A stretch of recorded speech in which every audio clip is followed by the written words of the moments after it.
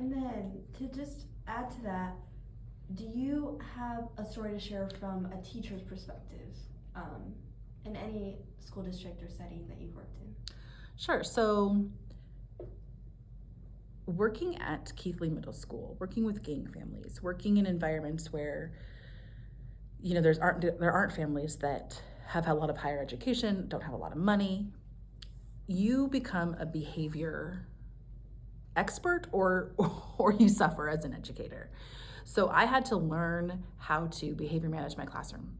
That means how to help kids learn how to control their anger, their excitement, their sadness, as well as I need to teach you math. I need to teach you this topic. I need, And so when I went to Steilacoom High School, there wasn't, they asked me in my interview, well, how many fights have you dealt with? And I'm like, oh, I'm used to fights.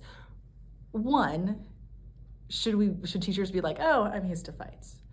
Maybe not, right? But to them, like, oh, we haven't had a fight in a couple of years, and that's great, and you know how to behavior manage, and you know how to help. Like, they were looking for someone because their population was increasing in the surrounding areas of Steilacoom in the Lakewood area.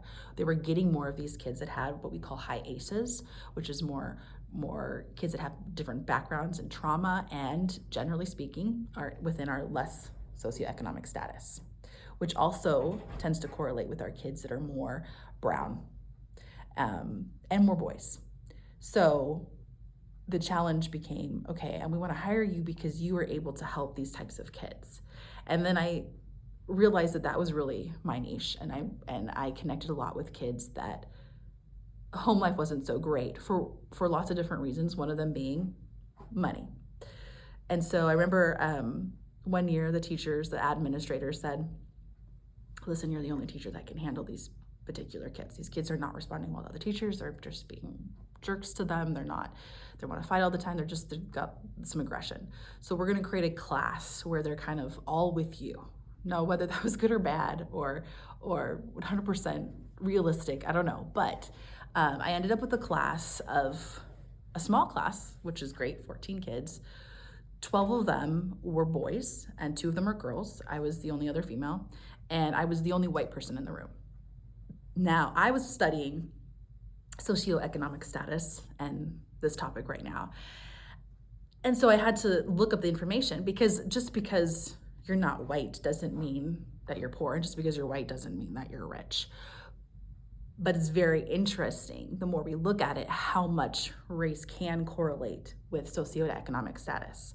Luckily, that is changing. I've seen a trend in that change. I see a lot of my brown students they're not having the same issues that years ago they had. And I think it's because they have more resources, they have more ability, but I do see it being the kids that have resources.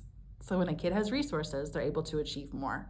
When a kid doesn't have resources, there's just more fights, there's more trauma, there's more issues. So that class was difficult for me because it was a really hard class. I loved these kids. There was a certain kind of respect and rapport that we had, but it was a class where I was trying to control behaviors and trying to help these kids emotionally and physically and mentally, and learning had to be secondary.